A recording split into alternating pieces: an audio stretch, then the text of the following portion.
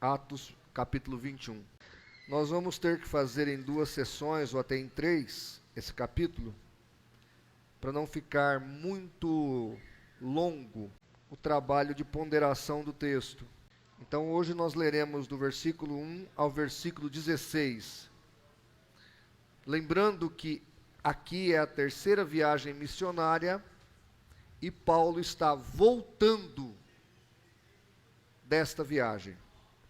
Atos, capítulo 21 em diante, do verso 1 em diante, diz assim: E aconteceu que, separando-nos deles, navegamos e fomos correndo caminho direito, e chegamos a Cós, e no dia seguinte a Rhodes, de onde passamos a Pátara. E achando um navio que ia para a Fenícia, embarcamos nele e partimos. E indo já à vista de Chipre, deixando-a à esquerda, navegamos para a Síria e chegamos a Tiro, porque o navio havia de ser descarregado ali. E achando os discípulos, ficamos ali 7 dias. E eles, pelo Espírito, diziam a Paulo que não subissem a Jerusalém. E havendo passado ali aqueles dias, saímos e seguimos nosso caminho, acompanhando-nos todos, com suas mulheres, filhos, até fora da cidade. Postos de joelho na praia, oramos. E despedindo-nos um dos outros, subimos-nos ao navio, e eles voltaram para suas casas. E nós, concluída a navegação de Tiro, viemos a Ptolomaida, e havendo saudado os irmãos, ficamos com eles um dia. No dia seguinte, partindo dali, Paulo e nós, que com ele estávamos, chegamos a Cesareia. E entrando em casa de Filipe, o evangelista, que era um dos 7, ficamos com ele. E tinha ele 4 filhas virgens que profetizavam. E demorando ali por muitos dias, chegou da Judéia um profeta por nome Ágapo. E vindo ter conosco, tomou a cinta de Paulo, e ligando-se aos seus próprios pés e mãos, disse: Isto diz o Espírito Santo, assim serão, ou assim ligarão os judeus em Jerusalém o homem de quem é esta cinta, e o entregarão nas mãos dos gentios. E ouvindo nós isso, rogamo-lhe, tanto nós como os que eram daquele lugar, que não subisse Paulo a Jerusalém. Mas Paulo respondeu, dizendo: Que fazeis vós, chorando e magoando-me o coração? Porque eu estou pronto não só a ser ligado, mas ainda a morrer em Jerusalém pelo nome do Senhor. E como não podíamos convencê-lo, nos aquietamos, dizendo: Faça a tua vontade, Senhor, ou faça a vontade do Senhor. E depois daqueles dias, havendo feito os nossos preparativos, subimos a Jerusalém. E foram também conosco alguns discípulos de Cesareia, levando consigo um certo Minasson, Cíprio, discípulo antigo, com quem havíamos de hospedar-nos. Amém? Queridos irmãos, não serei muito demorado, visto que temos, depois do culto, algumas questões para serem resolvidas na área administrativa. Mas preste atenção que aqui eu faço uma nota antes de entrar na homilia propriamente dito. Primeiro, que aqui nós temos Filipe, um dos 7 diáconos. Veja que Filipe, ele vai aprimorar-se no trabalho do Senhor. E de diácono, ele vira evangelista e sai a evangelizar. Por algum tempo, lidera o avivamento em Samaria. Depois prega para o eunuco. A Bíblia não fala mais o que ele fez, mas deixa claro que ele foi um excelente evangelista. Inclusive, só uma nota, antes de eu passar para outra informação, o apóstolo Paulo, ele observa esse ato, esse procedimento que aconteceu com Filipe, e ele normatiza isso. Tanto que Paulo vai dizer que todas as pessoas que querem chegar ao ministério pastoral devem servir primeiro como diáconos. A diaconia da igreja é uma escola para aqueles que querem se aprimorar no serviço do Senhor. Feito esta primeira nota, a segunda nota que fala de 4 filhas que ele tinha, e as 4 eram virgens, no sentido de que elas se consagraram ao Senhor. Elas renderam-se ao Senhor e ao seu serviço. Não resolveram constituir família para que disponíveis pudesse servir melhor ao Senhor. E aqui profetizar não é esse conceito que nós temos hoje, mas a ideia de serem pregadoras. Então essas 4 moças provavelmente eram missionárias que, como seu pai, pregava e levava o evangelho ao coração das pessoas. A terceira observação que faço, antes de prosseguir na homilia, é sobre Ágabo. Ágabo era um profeta, e ele é citado também lá no capítulo 11, verso 28 de Atos. Ele é citado ali, dando uma profecia dura de uma circunstância difícil que haveria de vir. E aqui, irmãos, geralmente quando fala de profetas, eu recebo muito essa pergunta. Na Igreja Batista não tem profetas? Lá em Efésios 4:11, há 5 ministérios: apóstolos, profetas, evangelistas, pastores e mestres. A Igreja Batista não tem os demais ministérios, porque na igreja nós vemos apenas o pastor e o diácono. Onde estão os 5 ministérios de Efésios 4:11 que o próprio Cristo levantou na igreja? Bom, em primeiro lugar, missionários nós temos, que são os apóstolos. A palavra apóstolo pode ser interpretada também por missionário. Uma palavra é grega, outra palavra é latina. Então nós temos missionários em todo o mundo. Nós trabalhamos com esses missionários. Atualmente nós temos mais de 2.000 missionários. Então temos missionários. Evangelistas, toda igreja batista trabalha com evangelização ao derredor da igreja. Então as pessoas que trabalham ao derredor da igreja evangelizando são os evangelistas. Também existe esse ministério na igreja batista. E por fim, sobra-se 3 ministérios: o profeta, o pastor e o mestre. Na igreja batista, todo pastor tem que formar-se em teologia. É possível termos um mestre sem ser pastor, mas jamais é possível ter um pastor que não seja mestre.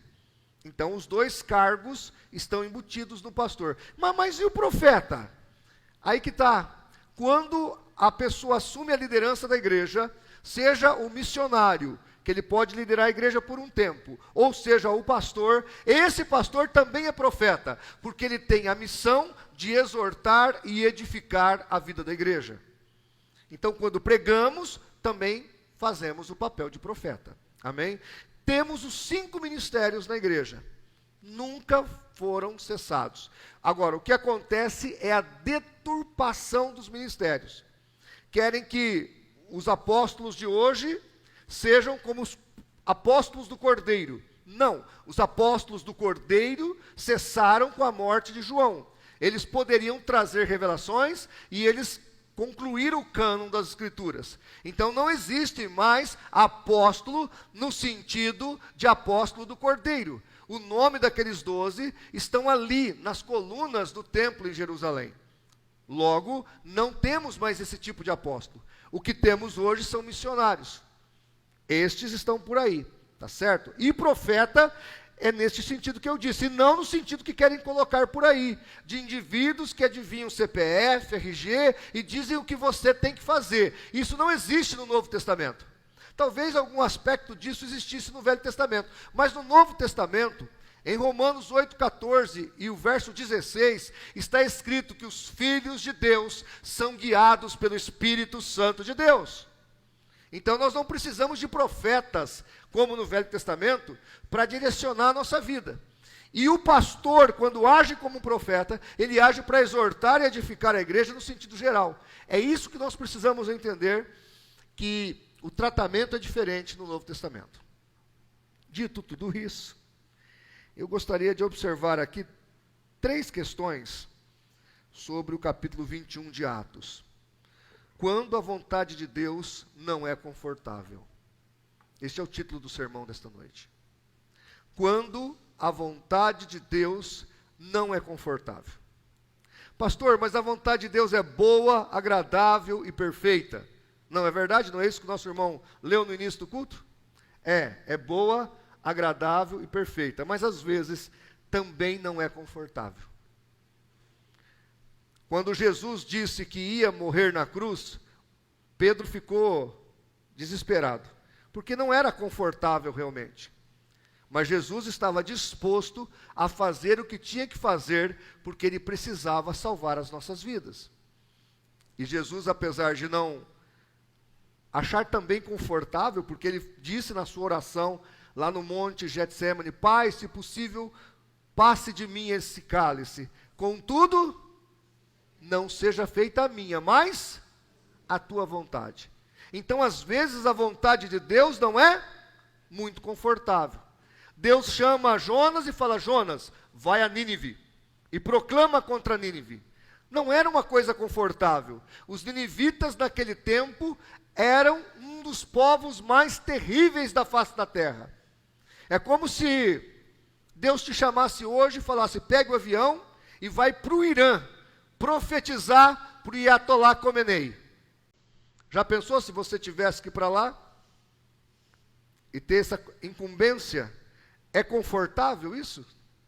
Às vezes a vontade de Deus, ela não é confortável. E aí do versículo 1 ao 6, nós temos algo muito interessante. Paulo se despede dos irmãos em Tiro. Os irmãos o amavam, oraram com ele, choraram com ele e tentaram convencê-lo de não seguir viagem, pois o Espírito Santo havia revelado o sofrimento que o aguardava. Veja, irmãos, o Espírito Santo não revelou para Paulo não subir. O Espírito Santo não revelou para Paulo não chegar a Jerusalém. Não, o Espírito Santo não disse isso. O que o Espírito Santo revelou é que lá em Jerusalém, Paulo iria passar por sofrimento, por cadeias e por dores. Entretanto, não disse para ele não ir. E Paulo sabia da sua incumbência. O fato, e aqui é muito importante nós observarmos isso, é que, apesar de doloroso, isso não significa que Deus não quisesse que Paulo passasse por tudo isso. Apesar de doloroso.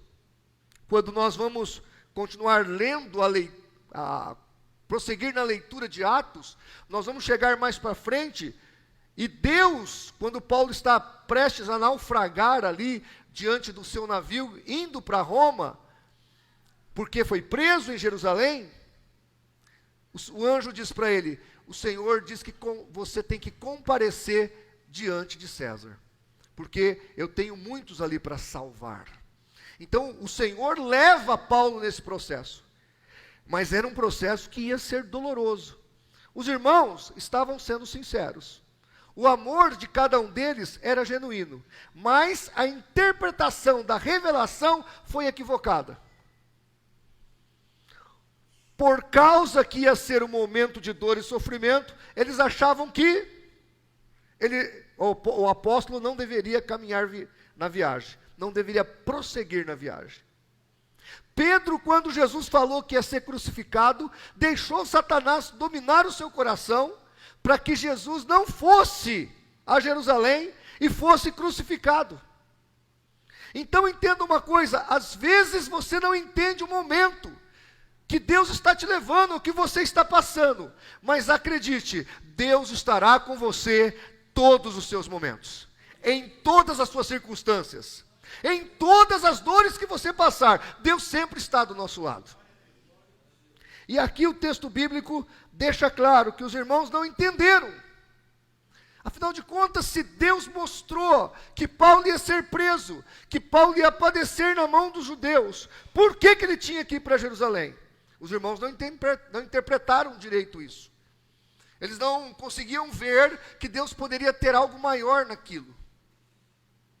Mas Deus tinha, e Deus queria fazer de Paulo um testemunho vivo diante de Jerusalém, diante das autoridades romanas, e inclusive você vai continuar lendo depois, você vai observar, nesse momento de prisão, Paulo escreveu várias cartas, de 4 a 5 cartas, e ele evangelizou a alta cúpula do Império Romano. O evangelho chegou em Roma, já tinha chegado, mas não nas camadas superiores. Mas através de Paulo, o evangelho chegou lá em grandes lideranças, porque Deus usou Paulo para falar com cônsuls, procônsuls e até, quem sabe, pessoas ligadas ao imperador. Segunda questão que é importante nós observarmos: às vezes a revelação da dor, da luta, do sofrimento, não cancela o chamado. Isso que eles precisavam entender. Houve uma revelação que haveria um momento de dor, de luta, de tribulação no processo missionário. Mas a revelação não veio para cancelar o chamado. Veio para que o chamado fosse confirmado e o coração de Paulo fosse firmado na promessa de que Deus estava com ele, apesar da luta e da tribulação que ele iria passar ali. No versículo 13, Paulo diz assim: estou pronto não só para ser preso, mas até morrer em Jerusalém pelo nome do Senhor Jesus. Ele não estava só pronto para ser vilipendiado, preso, amarrado, surrado. Ele fala: não, eu estou pronto para morrer por Cristo Jesus. A aplicação dessa questão na vida da igreja é que a fé moderna só busca o conforto. A fé moderna e até os pregadores da confissão positiva não conseguem aceitar as tribulações que às vezes nós passamos. Não só passamos, às vezes temos que passar. Porque na pregação do evangelho há mais coisas envolvidas. Enquanto estamos aqui no Bem Bom, em campos missionários, missionários estão sofrendo. Alguns estão ofertando a própria vida para que o evangelho chegue naquele lugar. Então, diante do processo das questões missionárias, pode haver realmente questões duras e difíceis.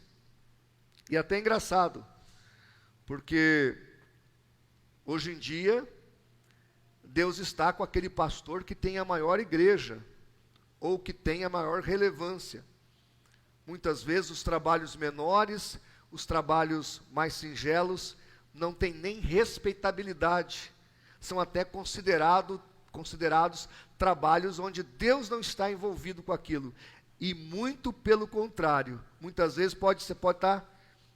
você pode não estar vendo o fato, porque o rebanho de Cristo, ele tem algumas características que você deve sempre observar. Uma outra aplicação importante à vida da igreja é que o evangelho bíblico é um chamado para a cruz. O evangelho bíblico é um chamado para a cruz. Paulo tinha entendido isso. Eu fui chamado para o evangelho, e o evangelho é um chamado para a cruz. A cruz é renúncia. Jesus disse assim: quem quiser me seguir, tome a sua cruz e siga-me. Irmãos, as pessoas hoje, elas são tão mimadas de maneira inadequada, que qualquer tribulaçãozinha, qualquer pequeno problema, qualquer pequeno desarranjo, às vezes acaba a internet na casa dele, ele já fala: meu Deus, o mundo está acabando, minha internet caiu. Que sofrimento que estou tendo. Nós somos melindrosos. Nós precisamos entender que devemos valorizar todas as coisas que Deus nos dá. E muitas vezes, irmãos, somos pessoas mimadinhas, e os crentes de hoje são desse jeito. A revelação aqui, no texto, é que em meio à tormenta, Deus fará um milagre e transformará a maldição em bênção. Paulo tinha entendido que ele tinha que ir para Jerusalém. Ele sabia que haveria sofrimento, dor e tormentas, mas ele também tinha compreensão que diante desta tribulação, Deus ia fazer uma grande obra em Jerusalém. Ele sabia disso. Sabia que haveria dor, sabia que haveria sofrimento, sabia que haveria tormenta, sabia que haveria perseguição, mas ele tinha certeza que diante de tudo isso haveria uma grande vitória. Irmão, se você continuar lendo os demais capítulos, você vai observar que a prisão de Paulo foi uma grande vitória. Nós vamos pregar depois sobre Paulo no navio. Aquele navio foi uma vitória, todo mundo se converteu. Aquele naufrágio foi uma vitória, todos da ilha se converteram. Até o capitão do navio se converteu. Irmão, tudo que se levantou contra Paulo acabou virando vitória, porque ainda que você esteja passando por uma tormenta, ainda que você esteja passando por uma tribulação, e Deus estiver com você, e isso se transformará em bênçãos, em vitória.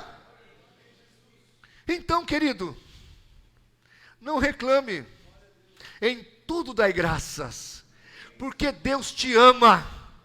Deus não vai te desamparar, você não vai naufragar, você vai chegar, e Deus é contigo. Creia nisso. Não pense que é o teu fim. A gente vê uma tribulação dessa aí, imagina, né? A gente fica desesperado, e agora? Estou sendo preso, vou ser executado. Paulo, queridos, nem se preocupava com isso, porque ele sabia que Deus estava cuidando de todas as coisas.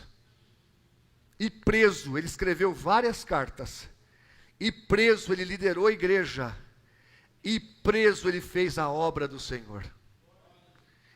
E o evangelho chegou nas cúpulas, altas cúpulas romanas, porque Deus estava liderando todos os passos do apóstolo. E estou concluindo dizendo o seguinte: a submissão à vontade de Deus é o nosso sucesso. Hoje em dia, inventaram o evangelho da prosperidade e o evangelho do sucesso. Nós temos aí o evangelho dos coaches. Então, você é colocado como alguém que, se vive o evangelho, se torna uma pessoa rica, e o sucesso financeiro é algo tangível para você, porque, afinal de contas, se você está no evangelho, o evangelho te deixa rico. Só se for os líderes. A Bíblia nos alerta que podemos até nos tornarmos pessoas ricas. Temos vários homens ricos na Bíblia, mas isso para Deus não é sucesso. Abraão não fez sucesso porque ele tinha muitos animais, muitas posses. Abraão fez sucesso porque obedeceu a Deus.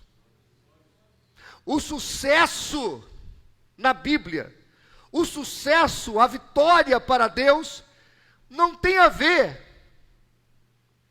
com a nossa plena alegria ou com a nossa plena prosperidade.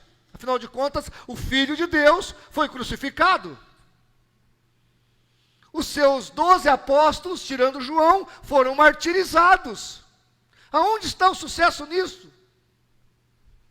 Humanamente falando, 11 fracassados foram decapitados seguindo Jesus Cristo. O próprio Jesus Cristo foi um fracassado, porque foi morto entre ladrões, numa cruz vergonhosa, lá em Jerusalém. Isso para o mundo é fracasso. Mas a Bíblia fala que quando Jesus estava naquela cruz, sofrendo e padecendo, ele estava triunfando de todos os principados e potestades, e trazendo a vitória a toda a humanidade.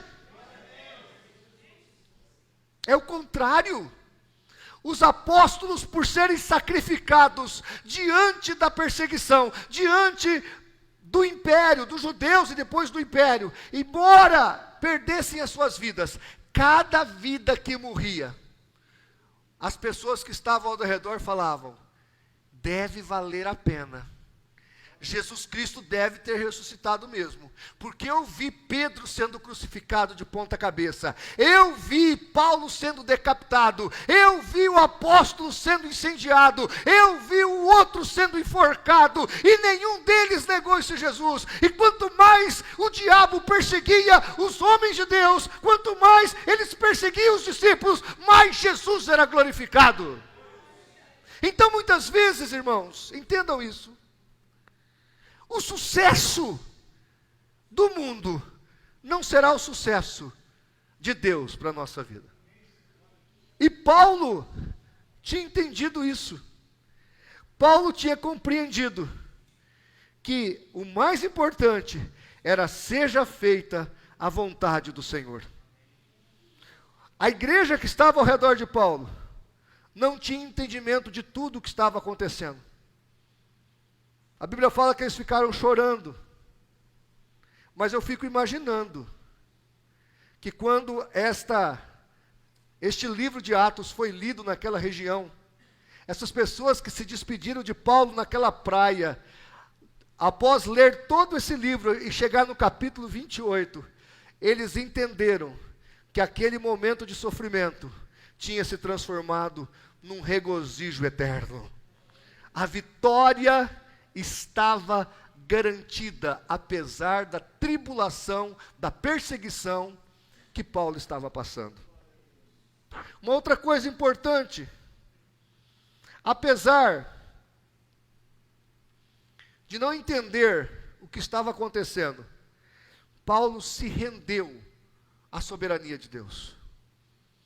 Paulo sabia que ele tinha que ir. Ele não sabia o que ia acontecer depois. Ele disse, mas eu estou disposto a morrer. Veja, irmãos, emocionalmente, Paulo disse que o meu coração ficou triste. Sim ou não?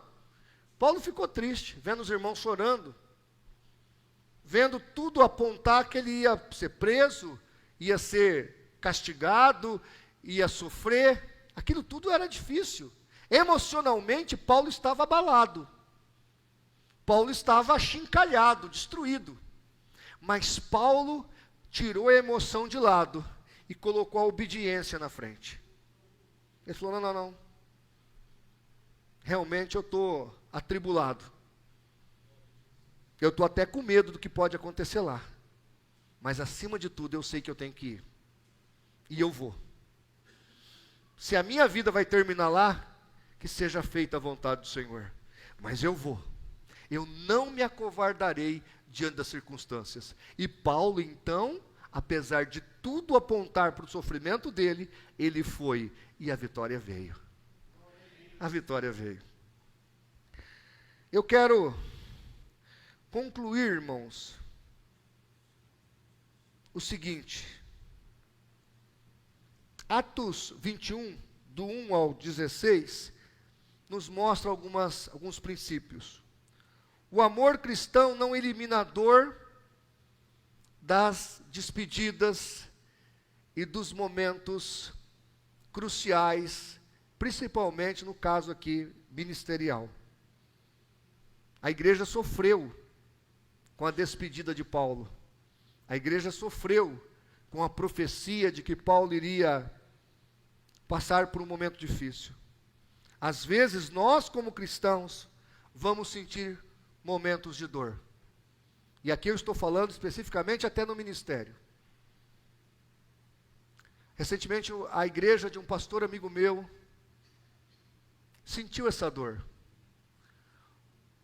O meu amigo lá de Campina Grande, o pastor Luiz Vieira, faz 2 semanas, que ele faleceu. 67 anos de idade. E a última imagem desse meu amigo foi ele, já debilitado pela cirurgia, pela enfermidade, indo para a igreja. E alguém colocou aquele hino que nós cantamos aqui. Por ele, que eu estou gastando a minha vida, perdendo tudo por amor, deixando tudo por amor. Botaram essa música. Ele não viu a filmagem, porque ele passa com a bengala no caminho para a igreja. Um homem desenganado pelos médicos, mas serviu a Deus até o último dia. Eu não sei qual era o propósito de Deus, ou qual é o propósito de Deus. Eu sei que a vida desse irmão querido glorificará, e glorificou Jesus até o último momento. Ele não abandonou a sua fé. No meio da dor, faz o quê? Uns 3 meses? Não, no começo do ano. No meio da dor, ele falou assim para mim: oi, João. Eu falei: oi, pastor Luiz. Ele falou: estou te mandando R$ 250. Eu falei: por quê, pastor? Leva sua esposa para jantar no melhor restaurante da cidade. Um homem desenganado pelos médicos, sofrendo com o término da sua vida, estava preocupado com um colega de ministério que ele sentiu em Deus e botou a mão no bolso e mandou para o meu Pix R$ 250 para eu ir levar minha esposa para almoçar fora. Ele falou: foi Deus que mandou eu fazer isso. Ele estava morrendo, mas morreu produzindo frutos até o último momento.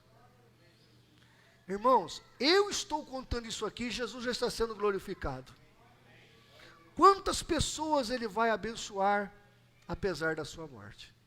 Porque ele não esteve em nenhum momento preocupado em fazer sucesso. Ele queria obedecer Jesus até o último dia da sua vida. E ele o fez. Queridos, uma outra observação para terminar. O sofrimento ministerial não invalida o chamado. Olhem para mim, preste atenção. Às vezes, servir a Deus é sofrido. E hoje em dia as pessoas não querem sofrimento mais. Mas o pastor reclama: ó, faz assim. Esse pastor só me incomoda, viu? Puxa vida, está me fazendo sofrer aqui. Ele quer que eu fique de outro jeito. E quer que isso, e quer que não sei o quê, e quer que abaixe o som, e quer que ergue o som, e quer que toque assim, quer que toque. A pessoa reclama. O diácono: o pastor quer que chega cedo aqui. Eu te contar, rapaz, que sofrimento, esse pastor me dá muito trabalho. E as pessoas reclamam hoje por qualquer coisa. Sim ou não? Reclamam por qualquer coisa. Reclamam por ter que ir no ensaio. Reclamam porque, hoje eu tenho que fechar a igreja. O pastor já falou que vai ter uma reunião de 5 minutos, que vai ser de 50. O outro lá falou que é mais 5 minutos, e eu vou ter que aqui fechar a igreja, e essa tribulação, ele não vai ter que trabalhar para mim amanhã cedo, eu tenho que acordar às 5 horas da madrugada, e já começa a murmuração diaconal. Não é verdade? Sim ou não? Você foi revelado? Olhem para mim. Paulo estava entregando a vida. Porque irmãos, a Bíblia fala, essa cena é repetida no filme do Paulo, que na praia, os irmãos chegaram antes dele montar no barco, abraçaram, beijaram Paulo, e eles oraram na areia da praia. Foi a última vez que eles viram o grande apóstolo Paulo. Você imagina essa cena? E Paulo abraçando todo mundo, beijando todo mundo, orando com todo mundo, antes de montar no navio, ou de sair dali, para ser sua vida oferecida a Deus. Meu irmão, não reclame de nada. Nós vivemos numa época maravilhosa. Nós temos grandes privilégios diante de Deus. Então, quando você passar por uma tormenta, porque é assim, né? Imagine você. O obreiro está vindo para a igreja. Alguém bate no carro dele. Oh, meu Deus. Imagina uma coisa dessa. Ou no meio da semana, ele recebe uma notícia lá que o salário dele vai abaixar no emprego. Oh, meu Deus. Eu estou indo na igreja e quanto mais eu rezo, mais assombração aparece. Primeira coisa que a pessoa faz é isso. Né? Puxa Deus, agora que eu assumi mais um cargo na igreja, cai esse negócio aqui, mas que é isso, Deus? Imagina se o Espírito Santo falasse assim para você: vai para Jerusalém morrer, ou vai para Jerusalém sofrer, ou vai para Jerusalém ser preso, ou vai para Jerusalém que você vai levar uma surra até ficar à beira da morte. Já pensou como é que você ia ficar? Nossa, obedecer o pastor João Flávio é bem mais leve. Atender o que o pastor está pedindo é bem mais suave. Termino dizendo, a vontade de Deus deve ser maior que o nosso medo. Vou repetir, a vontade de Deus deve ser maior que o nosso medo. Não tenha medo da vontade de Deus. Não tenha medo do querer de Deus. Não tenha medo, nem se Deus quiser que você sofra. Pastor, mas Deus quer que eu sofra? Não. Mas às vezes você precisa. Às vezes você precisa. E aqui eu estou falando em nível ministerial. Às vezes nós temos que passar por um momento de dor. Está entendendo? É a vontade de Deus que o ser humano sofra? Não. O que Deus tem para nós? Só coisas boas. Mas por que às vezes nós sofremos? Porque nós precisamos.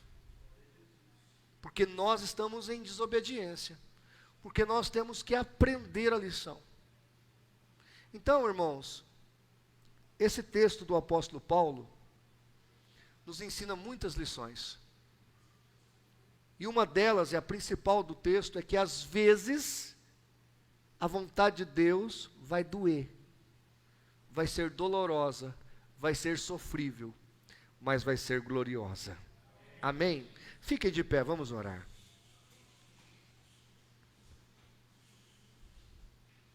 A verdadeira fé não é seguir a Deus apenas quando é fácil, mas permanecer fiel quando obedecer custa tudo. Eu vou repetir essa frase. A verdadeira fé não é seguir a Deus apenas quando é fácil, mas permanecer fiel quando obedecer custa tudo.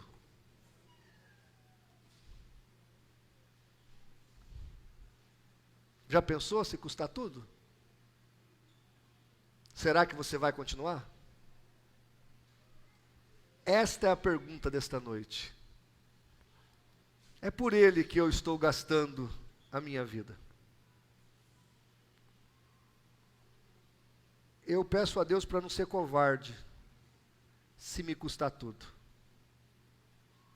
Mas que Ele me dê força para ir até o fim, sem esmorecer, sem desanimar, sem retroceder. Oremos. Senhor, nesta noite nós ouvimos a história do apóstolo Paulo.